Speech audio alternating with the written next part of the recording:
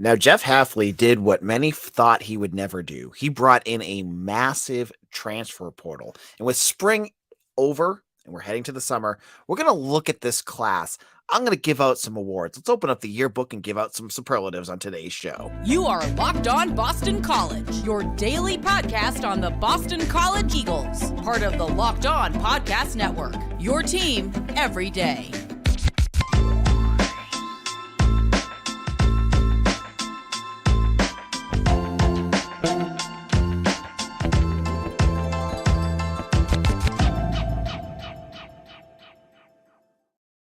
Hello and welcome to Locked On BC. I am your host, AJ Black. I am the editor and publisher of Eagle Insider, part of the 247 network. This winter, usually a lot of folks were, in years past, you're talking about recruiting, getting into some of the freshmen that are coming in. But BC, they did something that I didn't think they would do. They went out and they hit the transfer portal hard. They landed over a dozen transfers in the two periods, once after the regular season and one after spring. They've landed two recently, and they had about, I think it was 10 before. So 12 transfers. And we've got a chance to see most of them. There's still Tommy Castellanos, the quarterback. We haven't seen him play. And Caleb Jones, defensive tackle from NC&T. Haven't seen him play yet either. But now that we have a chance to kind of see where the dust settles with these transfers, I want to give out some awards. I want to look at these transfers and kind of decide where I kind of think they slot into some of these awards. This is like, remember back in middle school when you had your yearbook? I don't know if they still do this because of, hurting kids' feelings and stuff like that. But you had those superlatives, most likely to succeed, most likely to become a clown, most likely to become president of the United States. You had all those silly ones, right? These are more focused to football that I came up with. And I want to give shout out to Iowa 247 who came up with this for their article. I'm doing this on a podcast, though it's a little different. So let's check it out. Our first superlative is going to go to the most important addition to the roster. The player I think that will be the most important player. Remind you, I don't have anyone doubled up. So there will be players like you're probably going to want to know where Ryan O'Keefe is on this one. Comes up later.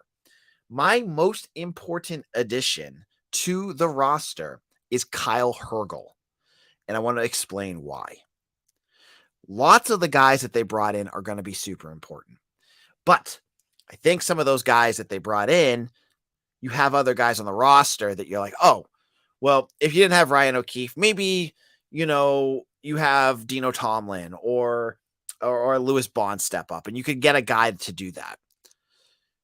Why Hergel is the most important addition is you're getting a multi-year starter at guard, a position last year that was a complete disaster. We all saw it.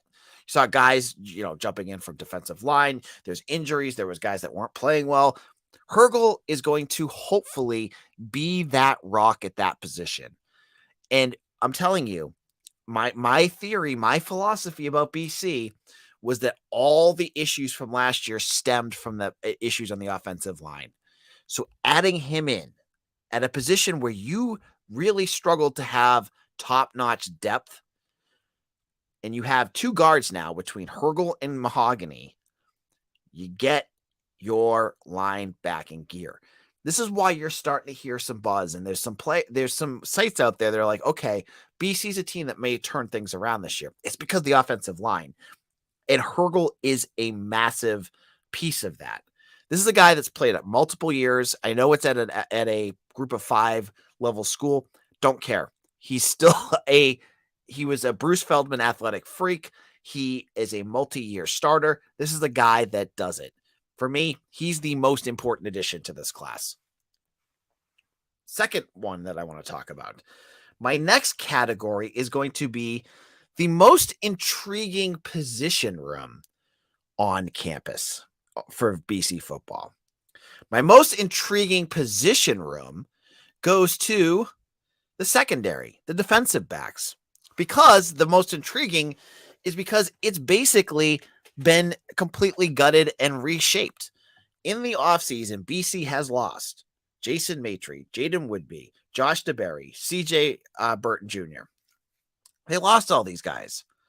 Sean Battle too. I mean, Sean Battle wasn't a starter from last year, but you lost a lot of the depth that you were expecting. That being said, I am very intrigued with the guys that Jeff Hafley brought in. You brought in the guy that I'm most interested in seeing is Alex Washington out of Harvard. I know it's a Harvard guy, big. I think he's over 6 feet tall, from Alabama. Good pedigree, good. He was first team All Ivy 2 years ago. This is a guy that I think I'm very intrigued to see what he does at the FBS level, because I think he may take that big jump. That's one piece that intrigues me.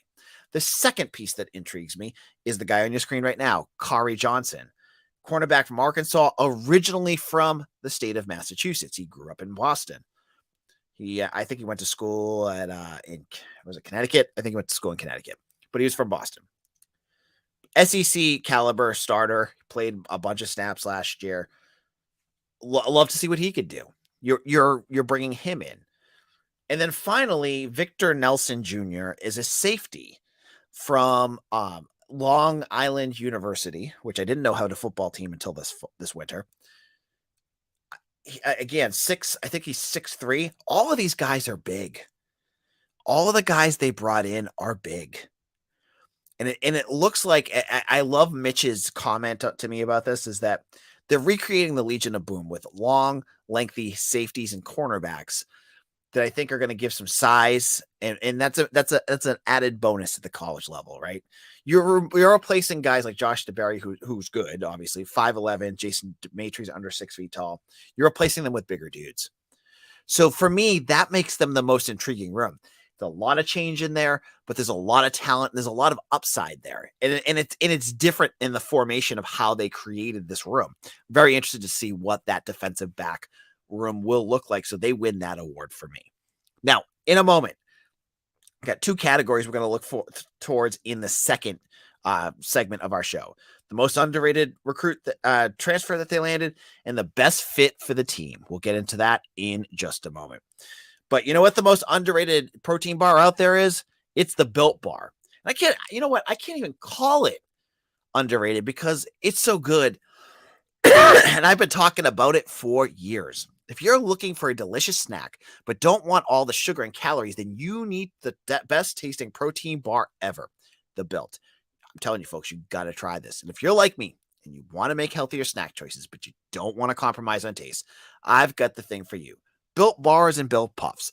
Built Bars are healthy and taste amazing. Seriously, they taste so amazing, you won't think they're good for you. You got to try this. What makes Built Bars so good? Well, for starters, they are all covered in 100% dark chocolate. That's right, real chocolate. And they come in unbelievable flavors like the churro, peanut butter brownie, and cookies and cream.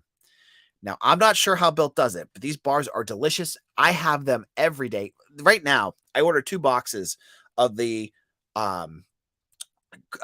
cookie dough puff. I ordered them on the site.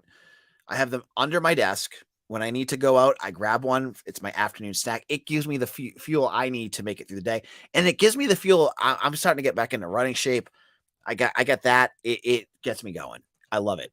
And it tastes good. It really, the bars taste like a candy bar, but they're not. They're built. They're loaded with good macros, like 130 calories, 4 grams of sugar, and a whopping 17 grams of protein. So head to Walmart or Sam's Club or go to built.com and use promo code LOCK15 where you can get 50% off at Built. This is Locked On BC. Thank you, all of you out there that are our everydayers. You're the people out there that listen to Locked On BC every day. You're diehard Eagles. And you want your daily news from the only podcast that does this every single day. 5 days a week, you get an episode of Locked On BC where I give you the good, the bad, and the ugly. So for you everydayers, cheers to you. Thank you for becoming part of our army. Now, our next category is the most underrated transfer. And I had to think about this because Alex Washington, which you just talked about the secondary, could be one because he's from Harvard. Not many people know who he is, and I think he's going to be good. But I had a different one. I had a name that's even lower on the excitement meter, and he's more recent. And I haven't had a chance to see him play, so I don't even know what he will be able to do with BC. But he intrigues me a lot, and that is Caleb Jones out of NC-A&T. Now, this is the second NC-A&T recruit BC landed this offseason. Baishal Tutin, who just never signed with BC, was the other one. But he's a defensive tackle. And why does he intrigue me? Because he played in Virginia. He had an absolutely monster senior season and won a state championship. He is a 6'1", I think he's 6'1", 300-pound defensive tackle, gives you some really solid depth. And I know BC landed them, and I know there were other Power 5 schools that were really hot on their trail trying to grab this kid. So Caleb Jones is the name that I'm interested in. The most underrated player for me would be him. And, well, you know what? Like, Jones, I think, is more on the line of possible depth because you have good talent out there. You have Cam Horsley, you have Quan Williams, and hopefully Nigel Tate. Owen Stodmeyer will be healthy enough to play, but you have some good depth there. And you know what? Iron sharpens iron, right? So maybe he gets a chance to battle. Maybe he ends up on the 2 deep. We'll wait and see what happens with that. But Caleb Jones is my most underrated transfer on this roster. My next, I already gave you the answer. My next category is the best fit for the team. This is a player that I think comes in and fits a need and culture of this program and does things. His fit of what he does fills a giant hole that is, and what he does is perfect for the hole that BC has. And this is an easy one. For me, that is Ryan O'Keefe. Now, he could be the most important. Easily, you could make the argument that he could be the most important because he may be playmaker number 1 for Boston College in 2023. There's no ifs, ands, or buts about this. But I made my argument for Kyle Hergel in that first segment. And I will make my argument right now why Ryan O'Keefe is the best fit. So, 2022, you have Zay Flowers. Transcendent talent. Speedster, great offensive weapon. And the thought of what your offense is going to look like after, the last week of that season, you're going, oh God, you have talent in the wide receiver room, but you don't have Zay. You don't have anyone that's even close to what Zay can do because Zay is special. Now, Ryan O'Keefe had 160 tackles, 160 catches over the last 2 seasons for UCF. He has, as Bud Elliott of the Cover 3 podcast says, better speed than Zay. Now, that's not saying he's a better player than Zay. I'm not going to say that. I'm just saying he has the speed that you want at that position. He gives you the fit of what you need. Because you're not going to replace Zay you're not going to find another Zay Flowers, but you can find a guy that can do a lot of what Zay did. Maybe not at such an elite level, but don't sell him short. I think Ryan O'Keefe is going to have a special year. And I think his role, he even wears the same number as Zay, is the perfect fit for that Z wide receiver that BC lost. He fits in absolutely perfect and plugs right in so that you have your Dino Tomlins, your Joseph Griffins, and all, Jaden Williams and all those types of players that complement around him. But I think he is the absolute perfect fit for BC at the wide receiver position. Now, in our final segment, we have 3 more superlatives to give out. The biggest upside, the most intriguing player that we're going to need to still learn about, and the biggest miss. Yep, we're going to have a little negativity at the end, and I'll explain why. We'll talk about that in just a moment. This is Locked On BC. AJ Black. All right, we're chatting about the transfer portal. It's been a quiet couple days for BC in terms of like major news stories. We saw that on Wednesday night, Elijah Strong, the true freshman out of North Carolina that committed to BC about a month ago for basketball. He signed with BC, so he's officially in. And Claudel Harris, the transfer from Charleston Southern, also signed. So both guys are on, they're in, and they are signed on the dots. Not really a ton to talk about there because we already knew they were coming. It was just official there. So let's get into our next one, which is the biggest upside. And that for me is Logan Taylor, offensive tackle out of Virginia. Now, he isn't as refined as Kyle Hergel, and I don't think he needs to be. I think he is going to have, from what I've seen and from some of the conversations I've had with Mitch or heard of, from what he can do. Again, a big athletic tackle. Not perfect yet, but has so much room to improve that for that, I say he may have some hiccups this year. I'm not expecting him to be a disaster like the offensive line was last year, but I expect that he might have some hiccups against some tougher defenses. I think he'll grow though, and I think if he can develop, he could be something special. So his upside, I think, right again, we go back to Ryan O'Keefe, right? His upside, we already know what that is. It's already there. Hergel's, his upside's already there. You can even argue like Thomas Castellanos or Kai Robichaud have high upsides too. But I just think in terms of offensive line, the needs of the team and what we've seen glimpses and heard glimpses of what he can do, Logan Taylor is going to have that biggest upside. So that's my biggest upside. Let's throw the next one out, which is going to be looking at the biggest, the most intriguing player.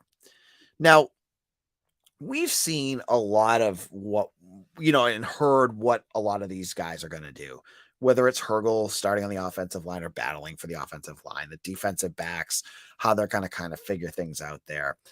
Ryan O'Keefe with the wide receivers, Castellanos, what he does in terms of battling for quarterback position, we'll have to wait and see. But for me, the most intriguing player, and one I just kind of want to see what he's all about, is, drumroll please, George Rooks. George Rooks, a defensive tackle out of Michigan. Now, Rooks was high on BC's list when he was an original recruit, but of course, when Don Brown came calling, he ended up in Ann Arbor. Never really found a role there. He's 270 pounds. He's going to fit a really interesting role for BC where, you're not going to use him on like I won't imagine they wouldn't use him as a defensive tackle on third and short and stuff like that. You plug him in with like Quan Williams and Cam Horsley. But if you need to get after the quarterback, if you need a guy that can go out there and have a little bit of a mismatch with some speed and power, Rooks, we saw this in the spring game, has pieces of that. So he's more of a situational player, which is great. You have depth. Now you're not just throwing the same guys out and hoping they can do everything. You have a guy like George Rooks who can go out there and cut the gaps, use his speed to get to the quarterback. He had 2 sacks in the spring game. So he, to me, is intriguing because we haven't really, he hasn't done a ton with Michigan. He had a couple plays here and there and some mop-up duties, as you can see against UConn. But, he was a former 4-star out of high school. He went to St. Peter's Prep, I believe, in New Jersey. What is his capabilities? We'll get to see that. And so that makes him intriguing to me. That makes him a guy I'm interested to see how much he develops and what with him jumping possibly into a bigger role than he had at Michigan. What does that mean? Like, what is he going to turn into? So that makes him intriguing to me. And honorable mention to this one is Thomas Castellanos, who's excuse me. Quarterback, we haven't seen a ton of him. He's intriguing too, because I'm just waiting to see what he does when he gets on campus and how he kind of fits into that offense. But I'll go with Rooks. And finally, the biggest loss, the biggest miss. And I want to preface this miss as it was it was a lot worse when it happened than it is now. And that's Bijal Tootin, a wide running back out of NCA&T. Now, if you don't remember the story, Bijal Tootin was committed to BC. He ran, what was it, like 2,000 yards for NCA&T the year before. He had 2,000 yards total. I forget what it was. He had a ton of yards. He's very explosive. Out of New Jersey. Felt good. He was ready to come. And they were getting ready for that group of transfers. And they were just, they were coming in and getting ready to sign. And he never showed up. Instead, he flipped at the last moment to Virginia Tech. That, at that moment, sucked. It stunk. It was a bad moment, right? So that was that. I just remember everyone that was following along with the team, and there was a lot of excitement about this guy. He played for a smaller school, but you saw that there was potential there. What takes the sting out of this, and I think it's, as Mitch said, Mitch was talking to me about this earlier, I think the Kai Robichaud transfer really does take a big sting out of this, because I'm not sure how they're going to both kind of pan out. And I worry that when BC ends up playing Virginia Tech, Tootin ends up being a problem. But I think Robichaud is still a solid get for BC at running back. A good one. I'm impressed with him. But I'm going to have to say Tootin is the biggest loss. And to be fair, they didn't really lose a ton of recruits out there, but I think he'd be the biggest one. So what do you think? Do you agree with me? Go back to over some of the superlatives that we had. Throw them in the comment section. Tell me what you think if you're on YouTube, or hit me up on Twitter. I have a new, I changed, now that I lost my blue check mark because Elon took away all the blue check marks because he hates us all. That I changed my Twitter handle. It's no longer AJ Black _BC. I for a while I was getting a ton of DMs from recruits who thought I worked for BC, but I had the blue check mark, and if I changed it, I'd lose my check mark, which I wanted to keep at that time. So it's now, as you see on the bottom, AJ Black 247. I go with what all the other journalists on our site go with, and just keep it simple. So it's easy to know. There's no underscore anymore. It's just AJ Black 247. Find me on Twitter, hit that subscribe, that like button right away, and follow me there. We'll be back tomorrow with our Friday show. We'll talk about the weekend and what that could look like for women's lacrosse. Baseball has a big weekend series against Villanova, and anything else that comes up, we'll make sure to cover it here on Locked On BC. Thank you all so much for listening. We'll see you again soon. Take care, everyone.